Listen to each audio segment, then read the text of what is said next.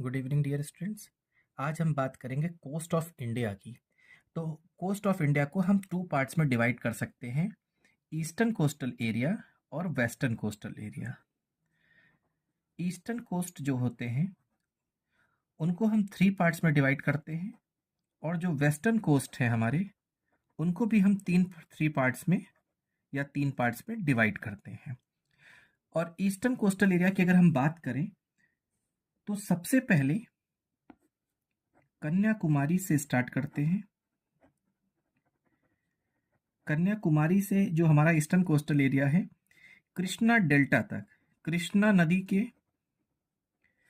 Delta तक, जिसको हम कोरोमंडल के नाम से जानते हैं, कोरोमंडल कोस्ट या कोरोमंडल तट के नाम से जानते हैं, जो कि हमारा पहला हो गया। दूसरा जो है कृष्णा डेल्टा से लेकर के गोदावरी डेल्टा तक, गोदावरी के डेल्टा तक जो हमारा दूसरा कोस्टल एरिया आता है, इसको जो है गोलकुंडा के नाम से जाना जाता है।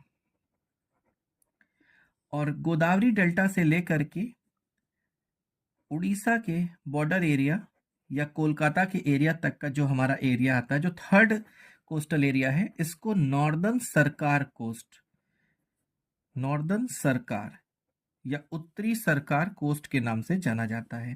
तो जो हमारे पूर्वी घाट है उसको हम तीन पार्ट्स में डिवाइड करते हैं, कन्याकुमारी से कृष्णा कोरोमंडल कोस्ट, कृष्णा से गोदावरी गोलकुंडा तट, और गोदावरी से लेके उड़ीसा तक नॉर्दर्न सरकार कोस्ट।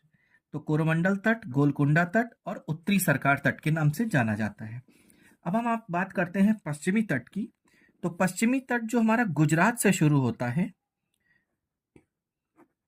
गुजरात से जाता है गोवा तक, गुजरात से जो गोवा के बीच का एरिया है, इसको हम बोलते हैं कोंकण कोस्ट, कोंकण तट बोलते हैं इसको, कोंकण कोस्ट या कोंकण तट। ये हमारा पहला एरिया हो गया जो इसमें आता है।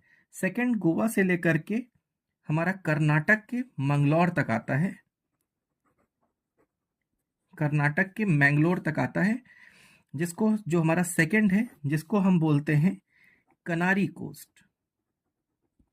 कनारी कोस्ट, ये हमारा दूसरा हो गया। और तीसरा कर्नाटक से लेकर के केरल के एरिया तक आता है, जिसको हम बोलते हैं मालाबार कोस्ट, मालाबार कोस्ट। तो ये हमारा तीसरा कोस्ट है।